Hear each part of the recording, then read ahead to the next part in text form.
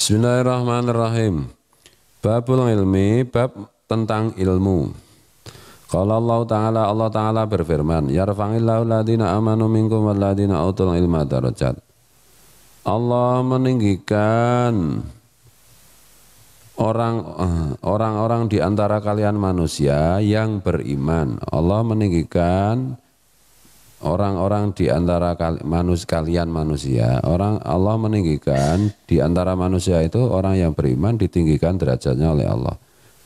Dan ditinggikan lagi orang yang diberi ilmu oleh Allah beberapa derajat. Wa yarfa'u darajatil ulama minhum khosatan. Maksudnya Allah meninggikan para ulama secara khusus di antara para manusia.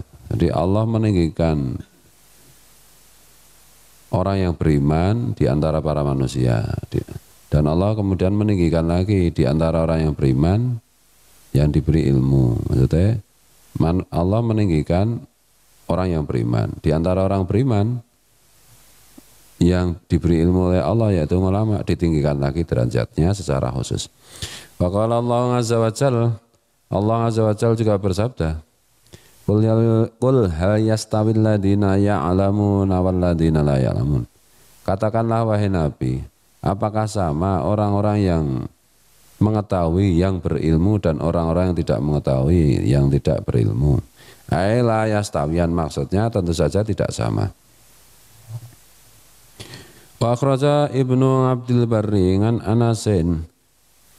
Ibnu Abdul Bar meriwayatkan hadis dari sahabat Anas. Qala Rasulullah SAW. Sahabat Anas mengatakan bahwa Rasulullah SAW telah bersabda, utlubul ilma walau bisin. Kalian carilah ilmu meskipun sampai negeri Cina, meskipun sampai negeri yang jauh. Fa inna talabal ilma faridatun ala kulli muslimin. Sebab mencari ilmu itu adalah fardu bagi tiap-tiap orang Islam, wajib bagi tiap-tiap orang Islam.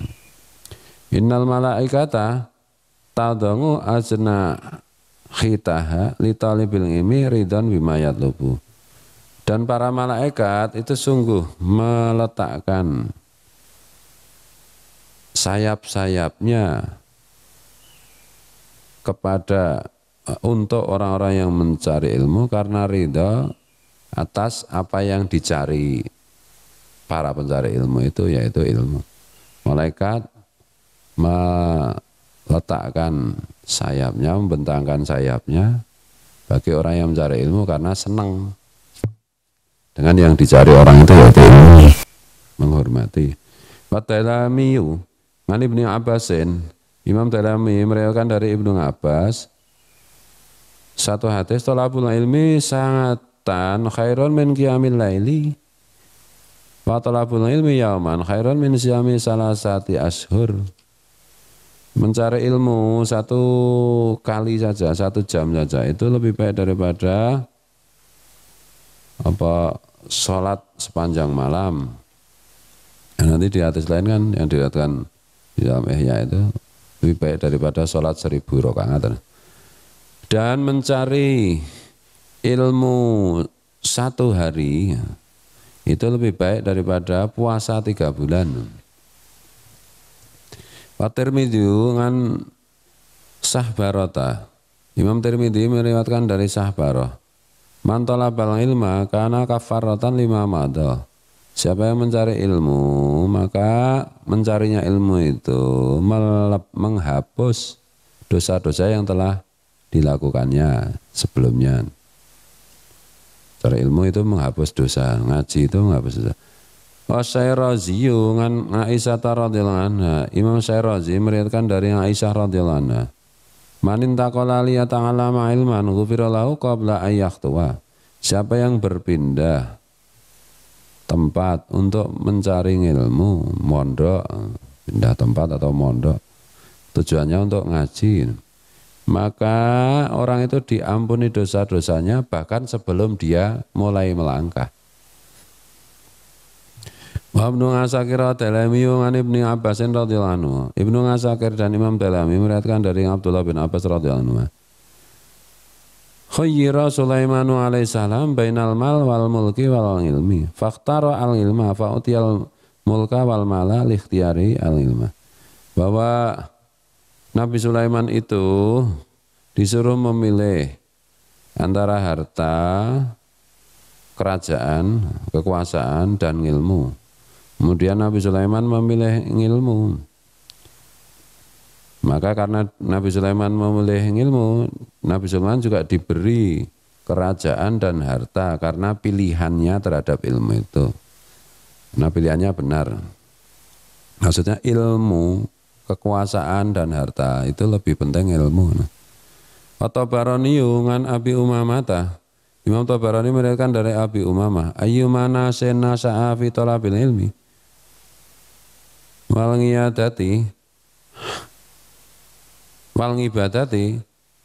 ngibadati hatta yakbura a'tahullahu yaumal qiyamati sabas naini wasab'ina siddiqan.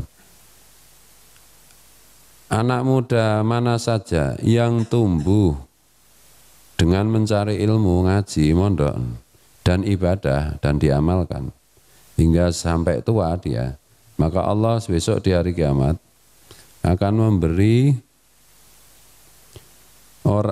orang itu pahalanya 72 siddiqin, 72 orang yang pangkatnya tinggi wali, sejak muda ngaji ibadah sampai tua sampai mati. Wabnu Najari ngan Anasin, Ibnu Najar melihatkan dari sahabat Anas, al ulama'u warasatul anbiya yuhibbuhum ahlus sama wa yastaghfirullahumul khitan fil bahri idza matu ila yaumil qiyamah. Bahwa Nabi bersabda, ulama itu adalah pewaris para nabi, penerus para nabi.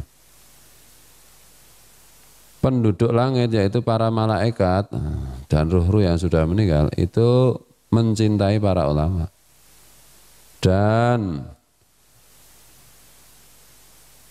ikan-ikan di lautan memohonkan ampun untuk para ulama ketika mereka sudah meninggal sampai hari kiamat dimohonkan ampun. Bahkan ikan pun memohonkan ampun. Wal Bukhari ngan Muawiyah, Imam Bukhari meriwayatkan dari Muawiyah, mayuritillahu bi khairan yufaqihu fiddin, bahwa Nabi bersabda, siapa yang dikehendaki Allah untuk menjadi baik secara sempurna, maka Allah memahamkan orang itu dengan agama. Tandanya orang itu diberi, akan dibaguskan Allah secara sempurna itu. Orang itu difahamkan Allah tentang ilmu agama, faham. Bukan sekedar mempelajari, banyak orang hafal hadis, hafal ayat Quran tapi enggak faham. Faham benar mengenai agama. Wa Tabarani wal Baihaqi man Abi Hurairah.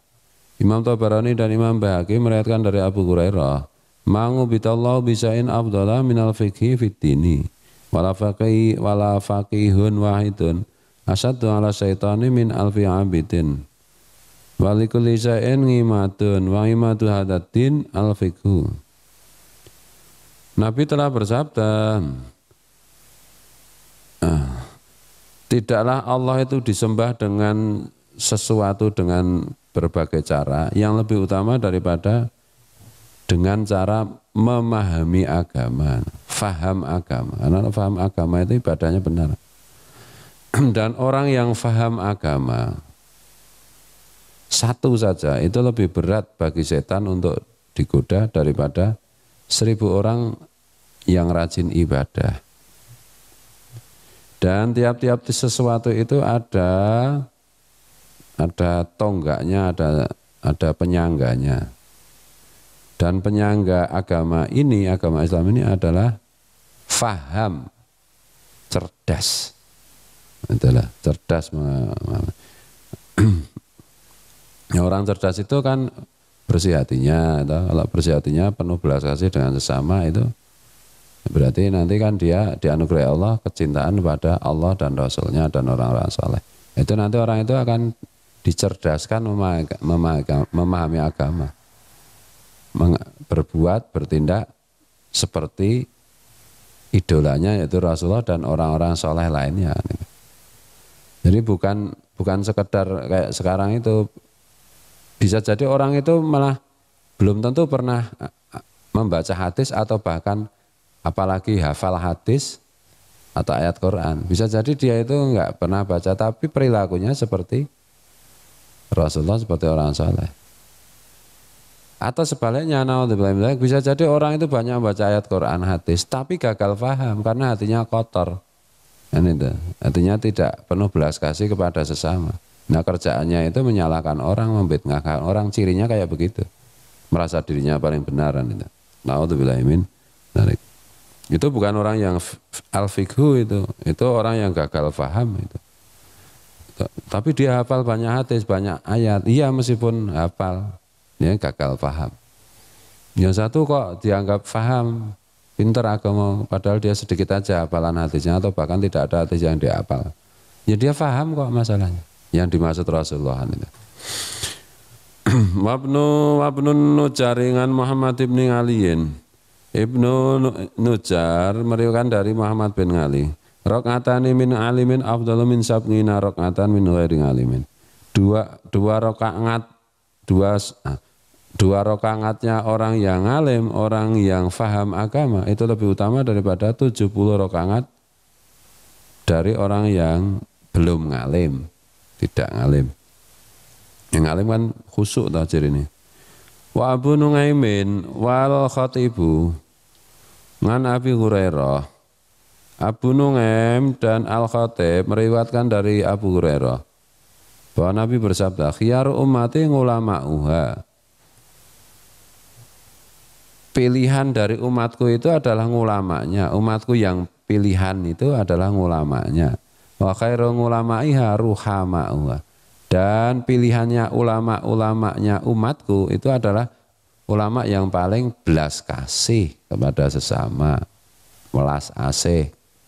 Ala wa inna Allah ta'ala la yaghfiru lil ngalimi arba'ina dzamban qabla ay yaghfira lil jahili dzamban wahidan.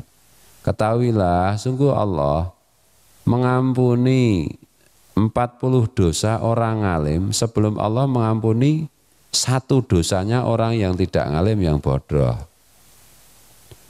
Ala wa innal ngalima ar-rahima yaji'u yaumal qiyamati. Wa inna nurahu qad adha'a yamsi fihi ma bainal masyriqi wal maghribi kama yudhi'ul kawaqibu ad-durriyu. Ketahuilah orang alim yang penuh belas kasih, ora kasih. Itu nanti di hari kiamat itu dia berjalan dan cahayanya itu menerangi jalannya sejauh bumi barat dan bumi timur. Dari bumi barat sampai bumi timur terang benderang seperti bintang yang cemerlang. Wa Tailamiyu an Ibnu Abbasin.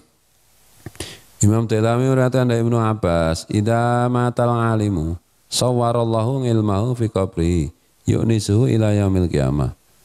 Wa yadra'u anhu hawa mal ardi. Ketika orang yang alim itu meninggal, maka Allah mewujudkan ilmunya itu di alam kuburnya, dan ilmunya itu menghiburnya sampai hari kiamat, menemaninya, menghiburnya, membuat senang sampai hari kiamat. Dan ilmunya itu mencegah orang alim itu dari tubuh orang alim itu dari dimakan belatung bumi. Bismillahirrahmanirrahim. Abu Sayyikhi wa Tailamiyu an Ibni Abbasin. Abu Sayyid dan Imam Tailami meriwayatkan dari Abdullah bin Abbas radhiyallahu anhu bahwa Nabi bersabda, idza istamal alimu wal abidu ala sirati. Ketika orang alim dan ahli dan orang tukang ibadah dikumpulkan di tempat penyeberangan Siratal Mustaqim. Qila lil abidi, diperintahkan kepada orang yang ahli ibadah itu, udkhulil jannata wa ama bingibadatika. Kepada ahli ibadah itu diperintahkan, masuklah kamu ke surga dan bersenang-senanglah di surga sebab ibadahmu, karena ibadahmu. Wakila lil ngalimi kef huna fasfa liman ahbabta. Sedangkan kepada orang alim diperintahkan berhenti dulu di sini. Berilah pertolongan, ajaklah orang yang engkau sukai, yang engkau cintai. Fa innaka la tasfangu li ahadin illa sufi'ta. Karena sungguh tidaklah engkau menolong seseorang kecuali pertolonganmu itu diizinkan Allah. Jangan masuk surga sendiri, kamu ngajak siapa, berapa orang. Tuh. Ajak siapa yang kamu sukai. Kalau orang ahli ibadah ya kamu masuk sendiri sana. Udah, kamu dapat surga. Orang alim, nanti dulu kamu ngajak siapa yang orang-orang yang kamu sukai di dunia dulu, ajak ke surga. Maka siapa saja yang kamu ajak boleh. Faqama maqamal anbiya, kemudian ulama itu berkedudukan seperti kedudukannya para nabi. Wal khatibungan Utsman radhiyallahu anhu. Nah, kalau belum bisa menjadi ulama ya ulama itu ada kalanya ngalim, ilmunya sudah diberi Allah cukup banyak, faham agama dan mengamalkan sekuatnya. Atau belum ilmunya belum banyak tapi mau mengaji, itu sudah sama nanti dengan ulama.